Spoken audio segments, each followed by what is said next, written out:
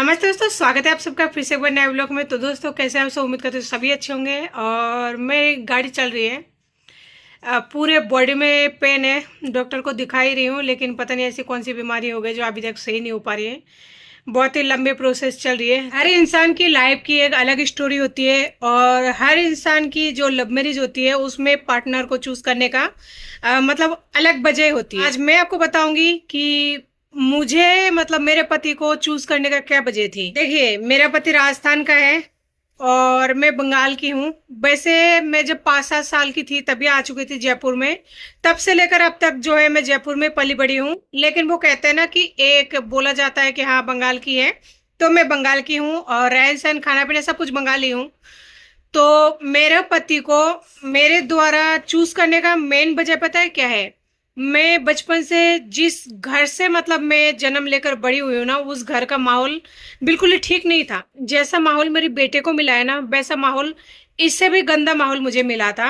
मैं देखिए हर बातें तो शेयर नहीं करी हूँ अब तक। मैं आपको छोटी सी कहानी में कोशिश करूंगी कि आपको पूरी बात बताने की। देखिए, मेरे घर का माहौल ऐसे था। मेरी फैमिली को चाहिए था बेटा। तो सबसे पहले मेरी एक सिस्टर हुई थी।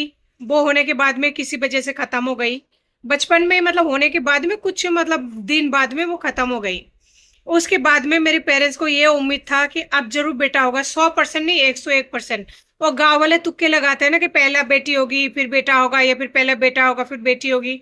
तो वही वाले तुक्के सभी लगाते हैं। तो मेरी फैमिली कौन सा ऊंची से छुआछूत मतलब नहीं है। तो मेरी दादी ने सबने ऐसे तुक्का लगाया कि अब की बार तो बेटा होगा, पहले बेटी होगी, खत्म हो गई। तो बदकिस्मती से मैं हो गई। अब मेरी होने के बाद में फिर मेरी पेरेंट्स ने एक बार जैसे 5 साल बाद में दोबारा मेरी सिस्टर का मतलब जन्म होता है, जन्म नहीं होता मतलब मेरी मम्मी प्रेग्नेंट होती है। उस टाइम भी उनका यही रिएक्शन रहता है कि इस बार तो 101% बेटा ही होगा। मेरी जो बहन है वो हो जाती है, यानी मेरी मम्मी को दोबारा से यानी तीसरी बार मेरी मम्मी को जो है बेटी हो जाती है। उनका पूरा भ्रम, पूरा उम्मीदें सब कुछ पानी में डूब जाता है। और उस टाइम मेरे पापा के पास में, मेरी दादी और के पास में बहुत ही अच्छा खासा जमीन, बहुत ही अच्छा खासा मकान, सब कुछ था। गांव के हिसाब से A to Z फैसिलिटी मतलब थे, पूरे गांव के अंदर ठीक थे ना। अब बात आती है पापा की, तो उनका जो वो बोलते हैं ना मेंटली हेल्थ, वो पूरी तरह से खिसक जाता है। खिसक नहीं बोलूंगी मैं इस लैंग्वेज में, पूरी तरह से खिसक जाते हैं कि है ना मैंने बेटा मांगा था, तीसरी बार ट्राई किया, तीसरी बार भी बेटी ही पैदा हुआ। इसका मतलब मेरी किस्मत खराब है, या फिर मेरी मिसेज की जो है पैर खराब है, या जो भी है गांव में जो बोलते हैं कि पैर खराब है। और जब मैं 5 साल की थी तो मेरे दादी मुझे ऐसे शब्द बोलते थे जो मुझे आज भी याद है, कानों में गूंजता है। लेकिन कुछ ऐसा शब्द होता है जो आप लोगों के साथ शेयर करना गलत है और कर भी नहीं पाऊंगी मैं कभी। तो वो शब्द बोलकर मुझे संबोधित करते थे मेरे खुद के दादी। और फिर मेरे पिता जब इस तरह से रोते थे, बिलखते थे, तो मेरी बुआ जो है उन्होंने सोचा क्यों ना कुछ आगे की तैयारी की जाए। यानी कैसे भी कैसे करके मेरी माँ को उस घर से निकाल दिया। कुछ गलती मेरी माँ की भी घर गृहस्थी में थी। मेरी यानी बच्चों के पीछे जन्म देने का मेरी माँ को तो कोई हाथ नहीं था, लेकिन कुछ गलती घर गृहस्थी में मेरी माँ की थी। ठीक है, कुछ गलती मेरे पापा के थे, कुछ गलती उनके पेरेंट्स के थे। एक जने की गलती से कोई भी गृहस्थी नहीं टूटती है। तो सभी का गलती कुल मिला के जो है मम्मी को वहां से निकल दी गई। मम्मी जो है मुझे गांव में छोड़ के और मेरी सिस्टर को लेके जयपुर आ गई। और मैं छोटी थी, 24 घंटा रोती थी मम्मी के लिए। वहां पे मेरे साथ बहुत कुछ हो चुका था, बहुत कुछ हो चुका था। तो फाइनली जो है मैं कैसे न कैसे के एड्रेस ढूंढ के और मम्मी के पास आ जाती हूँ, बिना किसी टिकट के, बिना किसी करके। मतलब ऐसे ऐसे मान लीजिए भगवान के सारे 5 साल 6 साल के बच्चे कितनी बड़ी होगी, ट्रेन में बैठ के कैसे ना कैसे पहुंच गई। वो तो शुक्र है कि मम्मी के पास पहुंच गई। बंगालियों के हाथ लग गई, जिन्होंने कैसे कैसे करके हमारे गांव के थे जो मम्मी तक पहुंचा दिए। अगर मैं किसी और के हाथ लग जाती तो पता नहीं आज मैं कहाँ होती, क्या कर रही होती, वो तो भगवान जाने भगवान को क्या मंजूर था। जब मैं जयपुर में आई, मम्मी के पास पहुंची, तो मम्मी खुश थी। मम्मी जब मैं जयपुर आई तो मैंने देखा मम्मी है ना मेरी छोटी सिस्टर के साथ में एक झोपड़ी टाइप का, यानी जो बस्ती होती है कच्ची बस्ती, वहां पे रहते हैं। मेरी जो सिस्टर है उनके साथ में मम्मी रहती है और दूसरे के घर में काम करके अपना गुजर बसर करती है। जब मैं आई तो मैं भी उनके साथ रहने लगी, हमारा इस तरह से चलते रहे। मैं पढ़ाई मतलब एडमिशन कराई यहाँ पे हिंदी मीडियम स्कूल में, क्योंकि जो 5वीं कक्षा में एडमिशन होती है ना, उस टाइम आज से कई साल पहले टीसी और मार्कशीट की जरूरत नहीं थी, तो 5वीं कक्षा में एडमिशन जो है मेरा फ्री में हो गया। तो फ्री का मतलब कि बिना किसी टीसी के, बिना किसी उसके हो गया। फिर मैंने यहाँ पे 8वीं तक पढ़ाई की। 8वीं तक पढ़ाई करने के बाद में मम्मी की हालत जो है एक बार खराब हुई। खराब का मतलब एक बार बहुत बुरी तरह से जो है मम्मी का एक्सीडेंट हो गई। मम्मी की बहुत बुरी तरह से एक्सीडेंट हो गई और मम्मी बिस्तर में पड़ गई। स्वाभाविक सी बात है, जब एक्सीडेंट हो जाती है मम्मी की, ये जो दिमाग है ना, यहाँ से लेकर यहाँ तक टाका लगा हुआ है इतना सा।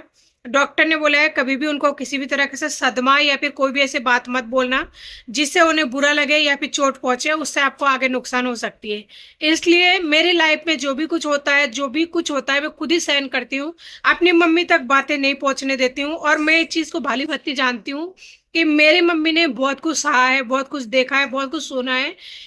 पर इसके पीछे के बजाय मैं ये मानती हूँ, जब उनको बच्चे जन्म देने के पीछे उनका कोई हाथ नहीं है, तो उसके बावजूद भी है ना, बेटी जन्म दिया है, इस वजह से उनको बहुत कुछ सहना पड़ा।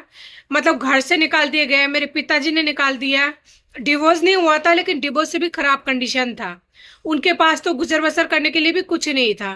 पीयर की तरफ से कोई सपोर्ट नहीं था, वो डायरेक्ट जयपुर आ गई थी। बहुत बुरी कंडीशन थी। मम्मी के जैसे एक्सीडेंट हुआ ना, तो मैं यहाँ पे काम करने लग गई। काम करने लग गई किसी मॉल में, शॉपिंग मॉल में, सिक्योरिटी गार्ड में मैं जॉब करने लग गई। पर मेरी एज बहुत कम था, 8वीं में पढ़ती थी, तो उन्होंने बोला एज बढ़ा के फिर मतलब लगा दिया उसमें। और उस टाइम आधार कार्ड वगैरह नहीं चलता था जिस टाइम मैं जॉब करती थी। और उसी मॉल में मुझे किशोर जी मिले, जो कि कैशियर का काम करता था, यानी बिलिंग का काम करते थे। जो भी सामान वगैरह कोई परचेज करते थे तो वहां से बिल वगैरह वो निकालते थे, या जो भी कट वगैरह करते थे। तो फिर हम दोनों की बात हुई। बात मतलब एक साथ काम करते तो हाय हेलो होते ही है। तो मैंने वहां पे लगभग 6 महीने के करीब, साल भर के करीब काम किया। तो एक दिन उनसे बात हुई, 1-2 दिन ही बात हुई, ज्यादा नहीं। मैं ज्यादा बात इसलिए नहीं करती थी, एक तो मेरी मम्मी का तबीयत ठीक नहीं था, वो घर पे थे, उन बेड रेस्ट पर थी। और मेरी बहन छोटी थी, मेरे आगे पीछे कोई नहीं था। तो मैं, जैसे मैं आज संभाल के चलती हूँ किसी को बात करने से पहले, कि मेरी कोई मिस यूज ना करे, कोई गलत शब्द ना यूज करे, क्योंकि अकेले इंसान रहता है ना, उसके पीछे बहुत सारी वजह होती है, बहुत सारी डर होती है, बहुत सारी मानसिक स्थितियां होती है, जिस वजह से वो कभी किसी और से बात नहीं कर पाती है। कुल मिला के ये है कि जो अकेले इंसान होती है उन्हें संभाल के चलना पड़ता है, संभाल के चलती है। तो वैसे मैंने चला था। फाइनली वहां से एक दिन मतलब जॉब छोड़ देती हूँ। जॉब छोड़ने के बाद में मेरी साथ में, यानी जैसे मेरे साथ में शॉपिंग मॉल में एक लड़का और थे, जो वो सेल करते थे टेडी वगैरह, या कुछ भी खड़े रहते हैं ना, ऐसे बना हुआ होता है सेक्शन, तो टेडी वगैरह ऐसे बना हुआ था, उस सेक्शन पे वो रहते थे। और जहाँ पे ड्रेस चेंज वगैरह करते थे फीमेल, वहां पर मैं जो है ट्रायल रूम के पास में सिक्योरिटी गार्ड की तौर पर खड़ी थी। मतलब वही मैं रहती थी, मेरा वही ड्यूटी था। और पास में दिख ही जाता है, पास में 2 कदम की दूरी नहीं है, इतने दूर पे वो लड़का रहता था और किशोर जी उसके पास में रहते थे। तो जब मैं वहां से ड्यूटी छोड़कर घर पर आई, छोड़ चुकी थी परमानेंटली, तब उस लड़के ने मुझे बोला, बात हुई मतलब ऐसे ही, कि तुझे कोई पसंद है क्या। मैंने कुछ ही नहीं बोला। तो फिर किशोर जी का फोन आया, एक दिन बात हुई, तो उन्होंने मुझसे बोला मुझे आपसे बात करनी है। तो मैंने उसे डायरेक्टली बोल दिया कि अगर तुम्हें बात करनी है, क्या तुम मुझसे शादी करोगे? अगर शादी करोगे ना तो ही बात करो, नहीं तो मत करो। तो उन्होंने फाइनली हाँ कर दिया था। और मुझे उनका बैकग्राउंड के बारे में कुछ भी नहीं पता था। उन्होंने गांव में बहुत सारे ऐसे कारनामे कर रखे थे, जो मैं आप लोगों को आगे धीरे धीरे बताने की कोशिश करूंगी और बताऊंगी जरूर। हमारी बातें वगैरह होने के बाद में किशोर जी अपने घर पर बात करते हैं, फाइनली उनके भाभी के साथ में बात करते हैं, उनके मम्मी के साथ में बात करते हैं। और फिर मैं उनके गाँव में जाती हूँ, फिर हम दोनों की शादी वगैरह होती है। और दोनों परिवार के मानने का मेन वजह यह है कि उनकी तरफ से कुछ ऐसे गलती वो कर रखे थे, जिनकी वजह से उनको लड़कियां नहीं मिल रही थी। ये बात मुझे पहले पता नहीं था, और मैं उस टाइम 13-14 साल की थी। तो 8वीं कक्षा में पढ़ने वाली लड़की कितने एज की होती है आप लोग लगा सकते हैं। और मैंने उस जयपुर में आने के बाद में 5वीं कक्षा में एडमिशन लिया था। तो फाइनली जो है हम दोनों परिवार में रिश्ता मंजूर इसलिए हो जाता है, मुझे पहले नहीं पता था, बाद में पता लगा, अब पता लगता है क्लियर तरीके से जब मैं शादी करके गांव पहुंचती हूँ तब, कि कुछ ऐसे कारनामे कर रखे हैं उन्होंने, कि जिसकी वजह से उन्हें लड़की नहीं मिल रही है। उन्होंने मुंबई में भी देख लिया था, उनकी छोटी सिस्टर रहती है मुंबई में, वहां पे लड़की देखा था, उनको नहीं मिला। तो मतलब बहुत सारे रीजन था। फिर मेरे परिवार का मेरे पति को एक्सेप्ट करने के पीछे ये वजह थी कि मेरे जो पिताजी है वो दारू पीते थे, गंजा पीते थे। कोई भी ऐसा नशा नहीं है जो मेरे पिताजी नहीं करते थे, जो सस्ते में होता। हालांकि मेरे पिताजी इस दुनिया में नहीं है। वो कहते हैं ना, बाप चाहे जैसा भी हो, एक बेटी हो चाहे बेटा हो, उनको ये नहीं पता होता है बाप का नेचर कैसा है या फिर कुछ और है। वो हमेशा उनसे प्यार करता है, चाहे माँ कैसी भी हो चाहे पिताजी कैसे भी हो। तो मैं भी अपने पापा से बहुत ज्यादा प्यार करती थी। हालांकि वो प्यार के लायक नहीं थे, क्योंकि उन्होंने कभी मुझसे प्यार से बोला नहीं था। और बेटी हुई तो उसमें मेरा क्या गलती था। उन्होंने मेरा माँ का त्याग कर दिया, माँ का त्याग कर दिया तो कर दिया। कभी मतलब जो भी कंडीशन था, अगर मुझे मौका मिलेगा ना तो मैं कभी ना कभी आप लोगों के साथ जरूर शेयर करूंगी। कुल मिला के ये मेरे घर वाले मान लेते हैं किशोर जी को। किशोर जी है ना, ड्रिंक नहीं करते थे, नहीं करते थे। हालांकि मुझे इस टाइम का पता नहीं है, नहीं करते थे। और वो शाकाहारी है, इस बात से तो कोई फर्क नहीं पड़ता। और किशोर जी ने कभी मुझे चिकन वगैरह खाने के लिए देखो मना नहीं किया था। अगर मना करते तो शायद ये शादी होती भी नहीं है, क्योंकि हम जन्म से खाते हैं, और जो इंसान जन्म से खाता है वो चीज को छोड़कर नहीं रह सकता। तो उन्होंने कभी मना नहीं किया। शादी के बाद भी उन्होंने खुद ने ला के दिया है, खुद ने बहुत ज्यादा हेल्प किया है।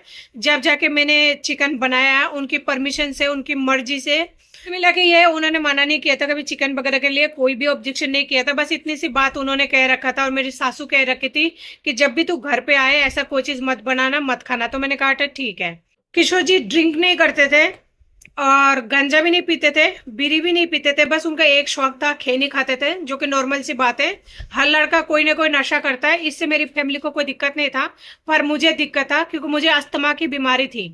उस टाइम मुझे अस्थमा की बीमारी थी, मुझे प्रॉब्लम होती थी। लेकिन मैंने उन्हें कई बार मना किया, वो नहीं मानते थे। उसकी वजह से मुझे सांस फूलती थी, मुझे सीने में दर्द होता था, कई सारी परेशानी होती थी जो मैं झेला करती थी। तो मेरी फैमिली इसी वजह से जो है किशोर जी को एक्सेप्ट किया था कि वो किसी भी तरह का कोई भी नशा नहीं करता है। क्योंकि जो लड़की बचपन से नशा करते हुए अपने पिताजी को देखा है, और नशा करने के बाद में घर में जो कलेश होती है उसको देखा है, फैमिली में कलेश को देखा है, फैमिली में मेरी माँ को कितना इज्जत मिलती है वो देखा है। तो अगर उसके पति बिना दारू पिए, बिना गंजा पिए अगर मिल जाता है तो उसे कितना मतलब अच्छा लगता है।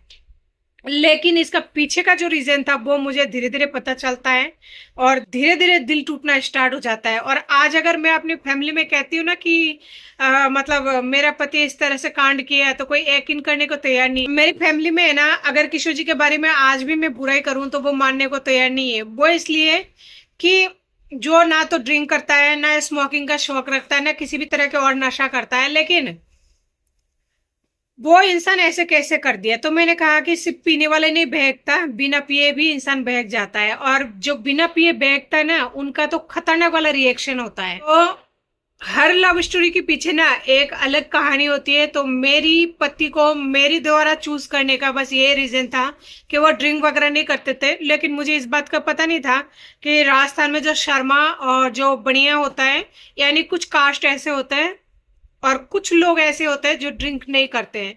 अब जब मैं रह रही हूँ, काफी साल हो चुका है, तब मुझे पता लगता है कि कास्ट क्या होती है, जाति क्या होती है, बिरादरी क्या होता है, या फिर मतलब कौन सी कास्ट में ड्रिंक करता है, कौन सी कास्ट में नहीं करता है। अब जाके पता लगता है क्या हकीकत क्या है, सच क्या है। आज मैं उनका पहली पसंद नहीं हूँ।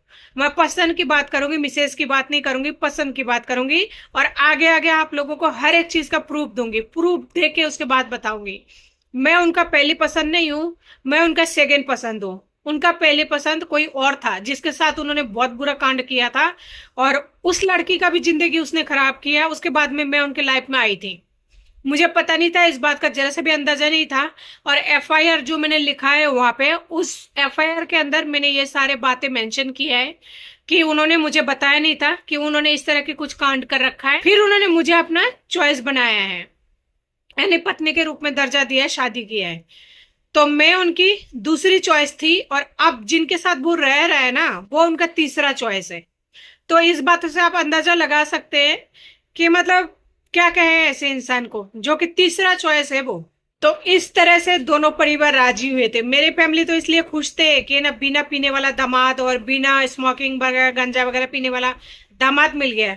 और उनकी फैमिली में इस बात की खुशी थी कि है ना, चलो हमारे बेटे को है ना कुंवारा रहने से बचाया गया, उनको एक लड़की तो मिली, चाहे कैसे भी मिली। अगर मुझे मेरे पति के उस गलती के बारे में पता लगता है या कुछ भी होता ना, तो शायद मेरे घर वाले भी नहीं मानते। घर वालों में वैसे उस टाइम तो मेरे पापा जिंदा थे, और शायद मम्मी भी नहीं मानती, और मम्मी तो उन्हें बाद में भी नहीं माना था जब उनको पता लगा मेरी मम्मी को कि वो ऐसे ऐसे कांड कर रखा है। तो ये सारी बातें थी जिसकी वजह से ना दोनों फैमिली में बहुत ज्यादा तालमेल बिठा हुआ था। मैंने उस बंदे का हर एक गलती को माफ किया, हर एक गलती को बर्दाश्त किया, सिर्फ और सिर्फ इसलिए क्योंकि मुझे उनसे शादी के बाद में प्यार हो गया था। और 15 साल का रिश्ता चला मेरी सासू की वजह से। मेरी सासू बहुत अच्छी इंसान थी, लेकिन वो कहता है ना, अच्छी इंसान थी लेकिन उन्होंने मुझे एक फूटी कोरी तक नहीं दिया। उनके हाथ में सब कुछ था, सब कुछ कर सकती थी वो, लेकिन नहीं दिया। और अब जो इंसान इतना मतलब गिरा हुआ है, और वो इंसान मुझे छोड़ के तीसरा पर्सन बना लिया, तीसरे के साथ रह रहा है ना, तो मेरी लाइफ में तहलका मचा रखा है वो इंसान। तो ये ना सोचा कि मैं उसे छोड़ दूंगी, क्योंकि किसी भी बच्चे का जिंदगी खराब करने का किसी भी इंसान को कोई हक नहीं है, चाहे वो अपना बाप ही क्यों ना हो। जन्म देने वाला कौन है? माँ बाप होते हैं, और पालने की जिम्मेदारी भी माँ बाप की होती है। तो अगर अकेली माँ को पालना है, समाज दुनिया सब कुछ झेलना है ना, तो तुम्हें क्या कोई खाली छोड़ देंगे? कोई खाली नहीं छोड़ेंगे। कहीं ना कहीं से तुमने मुझे पूरी तरह से बदनाम कर दिया। अब ना तो मैं गाँव जा सकती हूँ, ना ही तो मैं यहाँ रह पा रही हूँ। मुझे जीना हराम कर रखा है।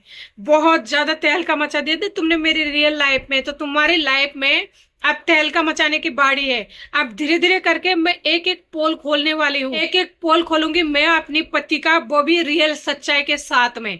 सब कुछ आप लोगों को प्रूफ दे के दिखा के सब कुछ दिखाऊंगे आप लोगों को। बस थोड़ा सा मुझे टाइम दीजिए, मैं प्रूफ को दिखाऊंगी, उसके बाद में आप लोगों के साथ शेयर करूंगी।